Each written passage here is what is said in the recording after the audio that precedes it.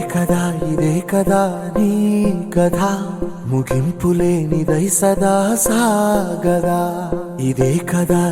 కదా నీ కథ ముగింపులేనిదై సదా సాగదా నీ కంటి రెప్పలంచున మనస్సు నిండి పొంగిన ఓ నీటి బిందువే కదా నువ్వెతుకుతున్న సంపద ఒక్కొక్క జ్ఞాపకానికి 100 ఏళ్ల ఆయువుందిగా ఇంకెన్ని ముందు వేచనో అవన్నీ వెతుకుతూ పదా మనుష్యులందు నీ కథ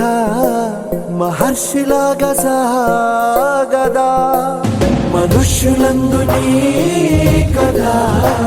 మహర్షిలాగా సాగదా